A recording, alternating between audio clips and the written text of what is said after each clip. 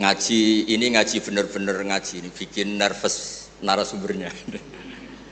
Begini, ini mungkin ada Pak TGB, ada Pak Lukman kemarin ketemu saya di Jakarta.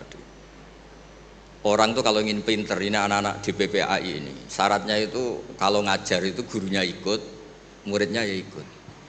Jadi Syekh Zakaria Al-Ansori itu dulu gak pinter-pinter banget.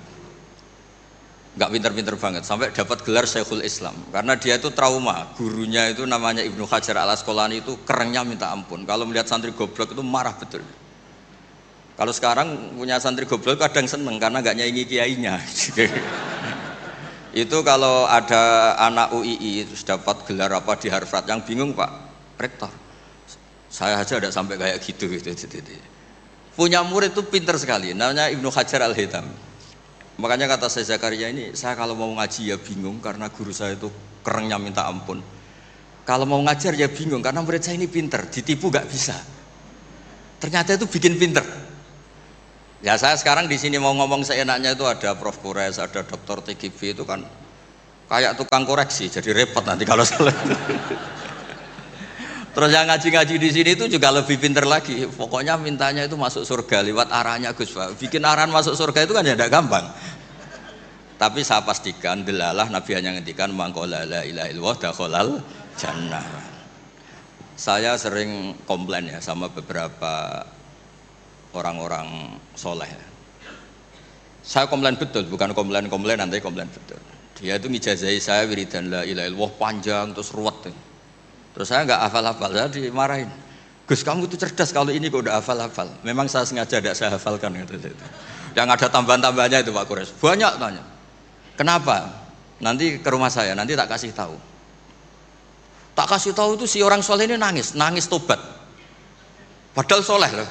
Tapi dia hanya soleh perilaku, tidak soleh secara keilmuan. Jadi juga harus tobat dia. Saya cerita. Di antara perlawanan ahli hadis adalah kalau hadis itu ditambahin, misalnya gini, mangqala la ilaha illallah mi'ata marrah dakhalal jannah. Jika kalau bapak kamu meninggal baru baca la ilaha 50 kali, wah sayang tidak sampai 100 sudah mati itu. Jadi berkahnya tidak ada hitungan itu luar biasa. Tapi kamu nganggep biasa, makanya kita harus konsisten. Hadisnya hanya mangqala la ilaha illallah dakhalal jannah. Jangan kamu tambahi mi'ata marrah, jangan kamu tambahi sekian-sekian, itu bahaya itu.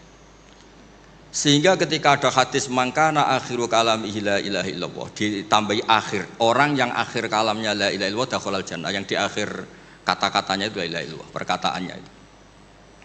Itu ada orang mau mati, sudah manfaatkan la ilaha illallah. Tapi terakhir terus bilang, jangan lupa ya BPKB-nya ditebus. Itu anaknya susahnya itu minta ampun. Karena anaknya terus berpikir, Gus berarti akhiru kalami abi itu tidak la ilaha illallah tapi BPKB. Ini gimana ini? Saya sebagai kiai yang baik itu tak carikan referensi supaya yang BPKB ini ya masuk yang akhiru kalami. Ini cerita kebaikan saya di depan Pak Kores. Gak apa-apa cerita kebaikan, daripada gak diakui mendingan diceritakan supaya itu. Tak cari, itu riwayatnya Abi Dawud dan beliau sendiri dalam menambahi akhiru kalami. Di riwayat yang lain itu gak ada akhiru kalami, cukup mangqala la ilaha illallah dakhalal jannah. Karena itu bikin keresahan, kata akhiru kalami itu bikin keresahan. Ada yang akhir kalamnya BPKB, sertifikat. Ada yang akhir katanya nasib-nasib, apalah. Pokoknya banyak yang tidak akhirul kalam. Sehingga keilmuan hadis itu harus dijaga. Makanya kata Imam Muslim, Sahihain itu Bukhari Muslim. Beliau ngendikan, lam naros sorihin akdaba fi syai'in akdaba minhum fil hadis. Saya tidak pernah melihat orang soleh berdusta kayak mereka berdusta ketika meriwayatkan hadis. Ini penting saya utarakan supaya orang itu gak gampang terjebak sama riwayat-riwayat gak jelas. Tafsir itu menjadi kacau itu gara-gara riwayat-riwayat yang tidak jelas. Maka ini ada Prof Kures yang sangat-sangat menekuni tafsir. Jadi penting. Jadi mengkhidmati orang Islam itu dimulai dari cara pandang. Kenapa saya menjadi orang baik? Itu sederhana sebetulnya, karena mengakui hukum. Saya ini memang kalau diundang jarang mau, kecuali ada teror-teror tertentu. Karena merasa tua, merasa rektor apalah yang bisa dipakai neror itu ya terserah. Yang penting bisa ada. Termasuk TGB kemarin itu datang ke rumah saya, tapi saya sudah bilang pasti tidak ikhlas. Ternyata betul loh undang saya. Terserahlah teror itu apa. Saya enggak, ini supaya kalian tahu ilmu itu penting. Ilmu itu penting. Saya termasuk orang yang berkeyakinan, saya ini hebat kiai-kiai kampung, saya sering datang ke kiai-kiai. Tapi pas nggak acara, saya cilik kiai kampung. Saya dengan kamu tuh hebat kamu, kenapa? Saya ini ngajar tafsir kayak tafsir Munir, tafsir Tobari, itu udah fardu ain. Kamu di kampung bikin madin, ngajarin aqaid khamsin itu fardu ain. Ganjarannya orang yang melakukan fardu ain itu lebih keren timbang yang melakukan fardu kifayah. Jadi kamu lebih hebat timbang saya.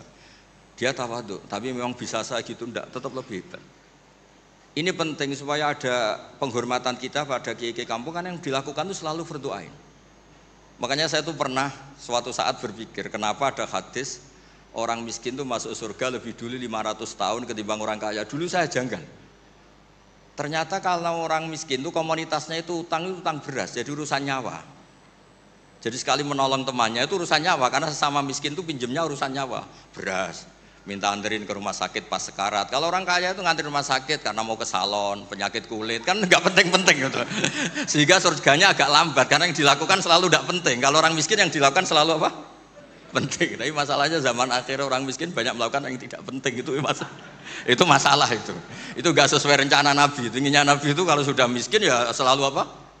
Penting. Ternyata banyak orang miskin yang perilakunya tidak penting. Karena saya pernah didatangin ibu-ibu itu miskin, itu tanya, Gus doain saya kaya. Suami saya itu nganggur, saya bilang kamu siap kalau suami kamu kaya? Nanti rumahnya gaji bagus, mobilnya bagus. Lama-lama yang dievaluasi Anda, rumah bagus, mobil bagus, kok istrinya begini. Terus dia cerita, udah Gus nggak jadi, miskin nggak apa-apa. Jadi saya ini kan ya aneh-aneh, orang itu aneh-aneh. Pertama yang dievaluasi mobil, rumah diganti, lama-lama Anda. Suami kamu punya potongan gitu? Iya Gus, kayaknya iya. Sudah Gus, biarin miskin aja sampai mati itu. Ya alhamdulillah sampai sekarang miskin dan syukur karena berkatnya ilmu itu. Jadi saya mohon yang di forum-forum terhormat kayak ini juga mengapresiasi mungkin beberapa saudara kita di pedalaman Papua, bikin jembatan darurat di pedalaman Sumatera, Aceh, bikin apa yang memang mendesak. Sehingga yang namanya fardu ain itu penting sekali. Saya punya riwayat dari kitab Ibnu Hajar al-Asqalani tadi, gurunya saya Zakaria al-Ansori. Ketika nanti di mahsyar dan secara lahir teks hadis, seorang lagi secara lahir teks hadis itu Allah itu nimbalin Rasulullah Muhammad dan Jibril. Berarti tiga, Allah, Jibril sama Rasulullah Muhammad. Terus nabi-nabi datang dan dalam jumlah yang istilahnya itu makom sing yahbitul awwalun wal akhirun. Satu makom yang semua orang itu ingin. Semua orang kena hisab, kena evaluasi, nabi-nabi ini dekat sama Allah. Itu pertama yang dikatakan oleh Nabi matur ke Allah itu, ay Rabbi ibaduka abaduka fi atrofil ardi. Yang menyembah jenengan, yang mengesahkan jenengan tidak hanya kita, orang-orang di pelosok, di pedalaman semuanya mengesahkan jenengan, semua mentahlilkan jenengan, semua mentasbihkan jenengan, tidak yang sekedar di forum-forum kayak gini. Terus Allah bilang iya. Nah sekarang itu krisis keilmuan karena agama ini diambil oleh, ya bisa dikatakan hal-hal yang besar, kayak acara-acara yang besar apa. Meskipun ini pas acara besar, justru itu saya fair ngomong ini supaya sama-sama ingat. Jadi yang dikatakan agama itu nurul yamsi bihi finnas, menjadi nur yang menyinari hati manusia. Bukan tentang ormas besar, masjid besar, kampus besar, itu bagian dari itu. Tapi ini bukan segala-galanya. Sehingga semua orang itu perasaan hubungannya dengan Allah itu privat, tidak diambil alih oleh ormas besar atau lembaga besar atau komunitas besar. Ini penting supaya orang itu merasa bagian dari hamba Allah. Makanya ada munajat, ada beberapa ibadah yang tidak disunatkan jamaah. Ini kan unik, Islam itu mengharuskan jamaah, tapi ada ibadah-ibadah yang malah tidak disunatkan jamaah, sehingga orang hubungannya dengan Allah itu asik. Terus kedua, ini terakhir nanti Pak Goras yang cerita panjang lebar. Perilaku ilmu itu di atas perilaku ibadah. Dulu Masjid Haram itu keren, tapi karena salah kelola itu diisi berhala-berhala yang ingin dapat berkahnya Ka'bah. Jadi orang kafir itu unik, mensyirikkan Allah tapi dekat Ka'bah. Jadi percaya Ka'bah itu keramat, supaya Tuhan ini dapat berkah malah diletakkan pinggir apa? Ka'bah. Jumlahnya 360 berhala. Tapi di saat yang sama orang kafir itu jumawa, mereka ini orang-orang baik. Buktinya menjadi sadanatul bait, menjadi pelayan-pelayan Ka'bah. Nabi saat itu terpinggirkan, hanya sholat di Syi'bu Mina. Nabi dengan para sahabat itu makan daun, makan apa, dan sholat fi Mina, tidak di tempat yang terhormat yaitu Al-Masjidil Haram. Ketika para orang kafir Jumawa bilang, bagaimana Muhammad orang terhormat sementara dia ibadah saja di lereng-lereng gunung, sementara kita adalah sadanatul bait, kita adalah ahlu sikoyatil had. Ini supaya teman-teman yang enggak ditakdir jadi kayak Pak Lukman, Menteri Agama. Menteri Agama itu ya repot. Dia agamanya formal, terus kayak Gus Bak tidak formal itu kan ya repot juga itu. Makanya saya ini nggak pati berani sama Menteri Agama. Nanti dia anggap Islam saya tidak formal itu terus Allah ngendikan aja'altum siqayatal haji wa imaratal masjidil haram kaman amana billahi wal yaumil akhir wa jadab. Allah itu bela Nabi. Jangan pernah pakai ukuran bahwa ibadah haji merawat Baitullah itu menjadi ukuran lebih baik. Ukuran lebih baik adalah ketika itu orang ibadah secara benar, yaitu tauhid. Ini orang sudah lupa bahwa pernah Allah itu ngeritik siqayatal haji wa imaratal masjidil haram. Makanya saya itu kalau ngelepas haji itu dulu sering ngelepas haji orang umroh. Sekarang kayaknya orang-orang trauma, karena saya kalau ngelepas haji itu begini. Kalau menurut hadis yang sering dipasang di BRI, di BNI itu al-hajjul mabrur laisa lahu jazaa'un illal jannah. Itu populer sekali hadis itu. Terus ini ngelepas orang haji, saya ngomong gini ngelepas orang haji. Tapi jenengan yang fakir sabar juga surga. Ibu-ibu nyabarin suami yang enggak jelas juga surga.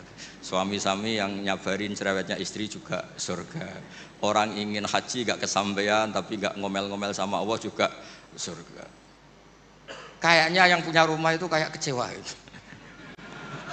Terus saya bilang nggak tahu terus saya bilang jenengan angsal kecewa kalian kulo, yang saya takutkan tuh kalau Allah yang kecewa kata saya itu, karena saya diundang orang haji terus dalil-dalil haji yang lain ngenes karena nggak bisa haji kata saya itu. Ternyata betul. Hampir semua yang hadir itu ngapresiasi saya, Gus matur nuwun Gus. Biasanya kiai-kiai itu kalau diundang untuk haji, dalilnya haji terus bikin kita nelongso, bikin kita tersiksa karena kayak yang masuk surga itu yang haji saja kita ada masuk surga. Semenjak itu sudah terkenal, jangan undang Gus Bak kalau ngelepas haji kan. Saya itu punya kitab makalahnya Abdul Hasan Asyadili yang menjadi Thariqah Asyadili yang terkenal. La tansur ilmaka liyusaddiqakan nas walakinin sur ilmaka liyusaddiqaka Allah. Kamu jangan pernah menyebarkan ilmu supaya diapresiasi manusia, tapi sebarkan ilmu supaya diapresiasi Allah Subhanahu wa taala. Makanya saya tetap, meskipun kata orang banyak saya ini kiai terkenal, saya itu merasa ibadah saya itu ikrar, mengakui fungsi-fungsi kiai yang di kampung-kampung. Mereka itu, saya pernah punya teman itu nyuwun sewu, gobloknya itu enggak ketulungan. Dia itu kerja di tengah hutan, saya tidak tahu ilegal logging apa enggak, tapi kerjaan di tengah hutan. Dulu nggak ada HP, saya disuratin, Gus gimana Jumatan di tengah hutan. Saya bilang, kamu kan pernah ngaji, kalau nggak kampung nggak apa, ada usah Jumatan, duhur saja. Masalahnya komunitas saya bilang, wong Jumat kok duhur, jadi mintanya Jumatan. Aduh, pakai surat karena dulu nggak ada telepon, nggak ada. Saya bilang ya nggak apa-apa Jumatan. Dia masih punya sisa-sisa ilmu. Katanya kalau enggak 40, enggak kampung, enggak wajib Jumatan. Kamu tadi minta Jumatan, sekarang enggak mau Jumatan, ini gimana? Wes toh Gus saya ini kan terkenal bodoh, jadi itu kewajiban orang alim mikir itu, enggak kewajiban orang bodoh mikir itu. Karena dia korban teori bodoh itu penting, kata dia nanti kalau ditanya mungkar nakir itu salah, orang bodoh kok ditanya kata. Jadi memang agak direncanakan itu. Jadi ya bodoh pinter akhirnya dia. Setiap tanya saya, masa kamu udah bisa sendiri? Gunanya orang bodoh ya gini Gus, tinggal tanya katanya. Makanya yang hadir di sini juga penting itu. Tinggal minta resep Gus Bak, cara masuk surga masuk sudah, Gus Bak masuk enggak penting, penting resepnya. Nah, akhirnya saya kan nyari-nyari gimana supaya ada Jumatan seperti itu. Lah ini yang terus saya bilang, kamu sama saya itu keren saya. Keren kamu katanya. Kenapa Gus? Kamu nanti dikholi karena pendiri masjid. Makanya saya pernah cerita ini sampai kiai itu nangis. Orang tuh kalau kiai kampung itu pendiri masjid kadang dikholi. Kalau sudah kiai top itu bisa saja disangoni pakai uang kotak masjid kata saya itu. Ini bukan nyindir, bukan, supaya orang tuh ngerti lah. Jadi memang dulu Nabi itu penghormatannya sama orang yang melakukan fardhu ain itu luar biasa. Uwais Al-Qarni itu tetangganya sudah dosowan Nabi. Uwais Al-Qarni itu belum. Karena ibunya itu egoisnya minta ampun, nggak mau ditinggal. Kemana-mana minta digendong. Tapi Nabi malah ngendikan khairul qurun Uwais Al-Qarni. Orang terbaik tabi'in itu Uwais Al-Qarni. Umar kalau kamu ketemu minta. Karena dia fanatik mengelola fardu apa? Ain. Makanya saya mohon sama alumni UII kalau sudah di rumah di mana-mana itu nggak usah merasa kalah keren sama Pak Fathul Wahid karena jadi rektor. Pak Fathul Wahid di sini itu ya rektor, terus ya banyak yang layani meskipun dia sopan katanya pelayan, tapi yang layani bawahnya nggak pernah nyupir sendiri tetap. Nggak pernah nyupir sendiri ya, nggak pernah buka pintu sendiri, tetap dilayani. Tapi kalau kamu di kampung jadi kiai musola terus miskin itu yakinlah pendiri, statusnya apa? Pendiri, bukan penerus tapi apa?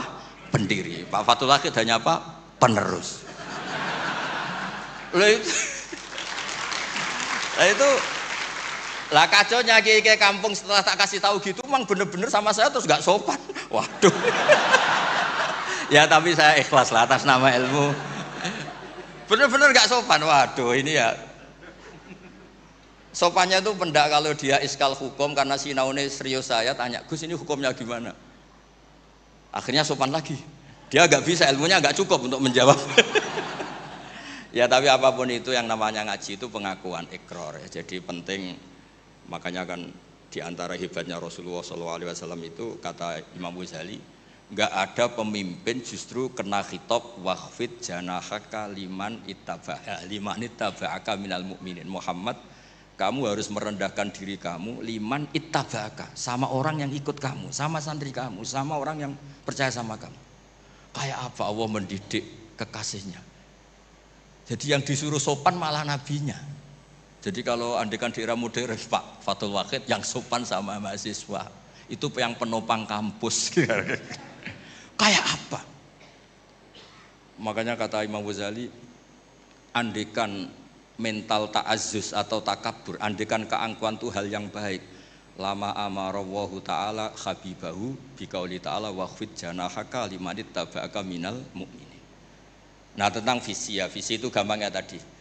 Agama ini kan menentukan halal haram. Zaman apapun, teknologi apapun, mesti pertanyaannya ini kalau baik ya halal, kalau buruk ya haram. Misalnya ada teknologi yang orang bisa ke Mekah 2 detik atau 2 menit. Orang tetap pertanyaannya, saat itu ibu kamu sekarat apa enggak? Anak kamu sakit apa enggak? Punya kewajiban fardu ain apa enggak? Kalau punya fardu ain kamu tinggal pasti orang nganggap masalah. Ya kan? Apapun kayak kamu, teknologi mutakhir kayak apa? Ya seperti misalnya peristiwa kamu pejabat pas daerah kamu ada musibah banjir, kamu tinggal iktikaf di Ka'bah, tetap orang nggak anggap iktikaf itu ngawur itu mesti orang itu. Karena meninggalkan fardu apa? Ain.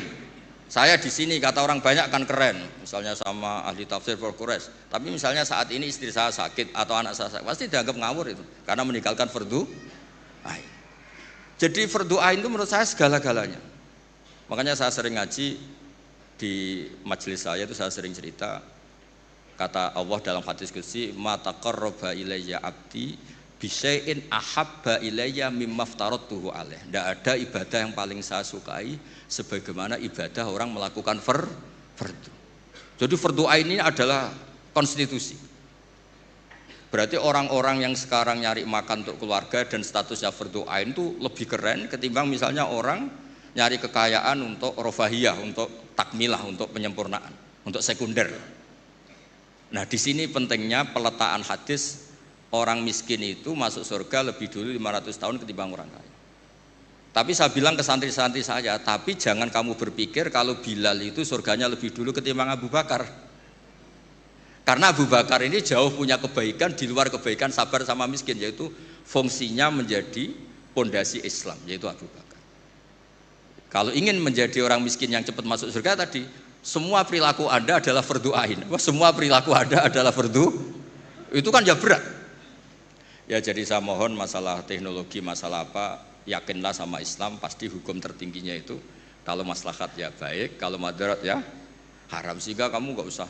Misalnya ada orang pakar bom, bisa punya bom yang 1 kali ledakan bisa menghancurkan dunia. Ya hukumnya itu ifsad, kalau ifsad itu haram, kalau haram ya ada prestasi, kan gampang, kan nggak perlu ribet-ribet. Ya saya kira demikian sebagai mukaddimah saya, nanti Prof. Quraisy yang meneruskan.